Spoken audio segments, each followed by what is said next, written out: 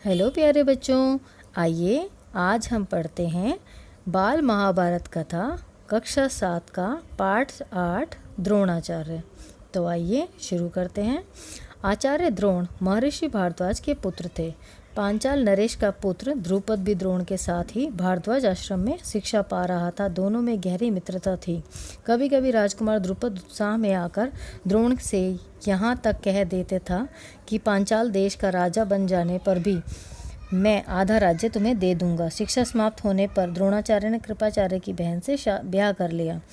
उससे उनके एक पुत्र हुआ जिसका नाम उन्होंने अश्वत्थामा रखा। द्रोण अपनी पत्नी और पुत्र को बड़ा प्रेम करते थे।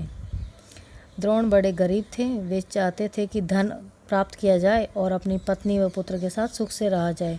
उन्हें खबर लगी कि परशुराम अपनी सारी संपत्ति गरीब ब्राह्मणों को बांट रहे हैं, तो भागे भागे उनके पास गए। लेकिन उनके पहुंचने तक परशुराम अपनी सारी संपत्ति वितरित कर चुके थे और वन गमन की तैयारी कर रहे थे। द्रोण को देखकर वह बोले, ब्राह्मण श्रेष्ठ, आपका स्वागत है, पर मेरे पास जो कुछ था वह मैं बांट चुका हूँ। अब यह मेरा शरीर और धनुर्विद्या ही है। बताइए मैं आपके लिए क्या करूं। तब द्रोण ने उनसे सारे अस्त्रों के प्रयोग तथा रहस्य सिखाने की प्रार्थना की। परशुराम ने यह प्रार्थना स्वीकार कर ली और द्रोण को धनुर्विद्या की पूरी शिक्षा दे दी। कुछ समय बाद राजकुमार द्रुपद के पिता का देहावसान हो गया और द्रुपद राजगद्दी पर बैठा।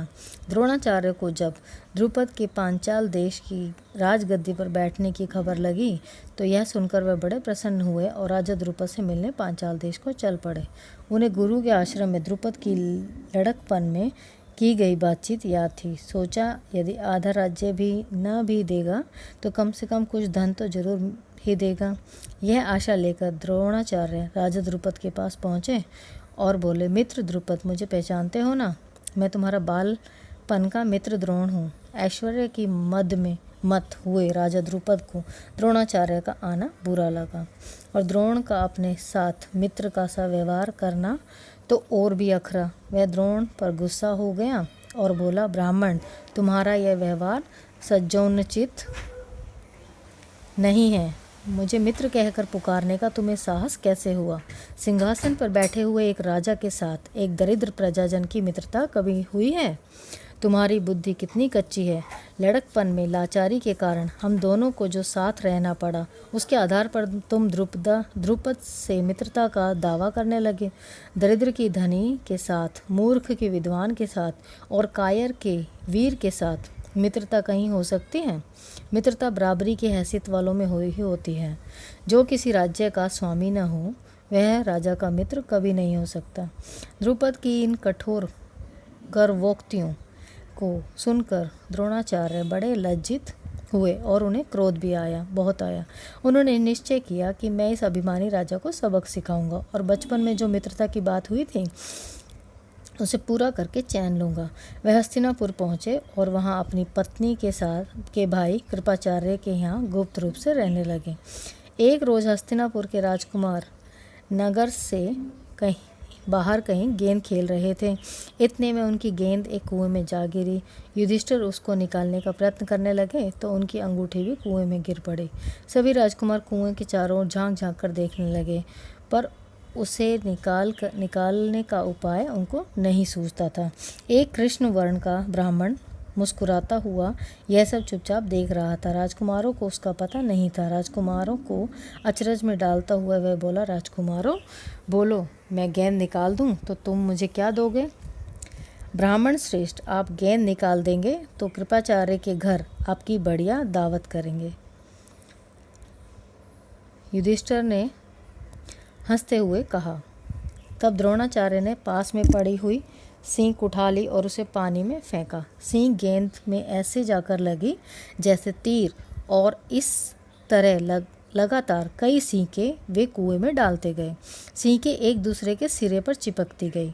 जब आखिरी सींक का सिरा कुएं के बाहर तक पहुंच गया तो द्रोणाचार्य ने उसे पकड़कर खींच लिया और गेंद निकल आई। सब राजकुमार आश्चर्य से करतब देख रहे थे। उन्होंने ब्राह्मण से विनती की कि युधिष्ठिर की अंगूठी भी निकाल दीजिए। द्रोण ने तुरंत धनुष चढ़ाया और कुएं में तीर मारा। पल भर में बाण अंगूठी को अपनी नोक में लिए हुए ऊपर आ उठा। द्रोणाचार्य ने अंगूठी युधिष्ठिर को दे दी। यह चमत्कार देखकर राजकुमारों को और भी ज़्यादा अचरज हुआ। उन्होंने द्रोण के आगे आदरपूर्वक सिर नवाया और हाथ जोड़कर कहा, महाराज, हमारा प्रणाम स्वीकार कीजिए और हमें अपना परिचय दीजिए कि आप कौन हैं। हम आपकी क्या सेवा कर सकते हैं, हमें आज्ञा दीजिए। द्रोण ने कहा, राजकुमारों, ये सारी घटना सुनकर पितामह भीष्म से ही मेरा परिचय प्राप्त कर लेना।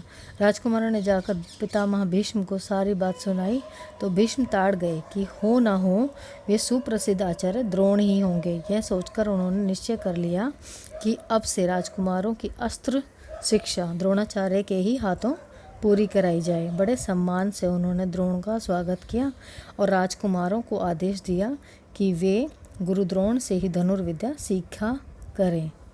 कुछ समय बाद जब राजकुमारों की शिक्षा पूरी हो गई तो द्रोणाचार्य ने उनसे गुरु दक्षिणा के रूप में पांचाल राज द्रुपद को कैद कर लाने के लिए कहा। उनकी आज्ञा अनुसार पहले दुर्योधन और कर्ण ने द्रुपद के राज्य पर धावा बोल दिया, पर पराक्रमी द्रुपद के आगे वे न ठहर सके, हार कर वापस आ गए। तब द्रोण ने अर्जुन को भेजा।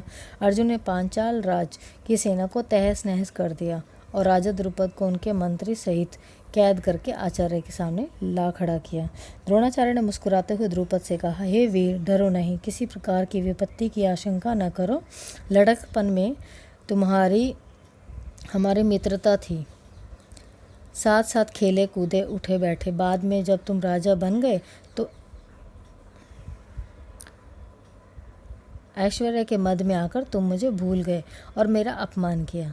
तुमने कहा था कि राजा ही राजा के साथ मित्रता कर सकता है, इसी कारण मुझे युद्ध करके तुम्हारा राज्य छीनना पड़ा, परंतु मैं तो तुम्हारे साथ मित्रता ही करना चाहता हूँ, इसलिए आधा राज्य तुम्हें वापस लौटा देता हूँ, क्योंकि मेरा मित्र बनने के लिए भी तो तुम्हें राज्य चाहिए ना।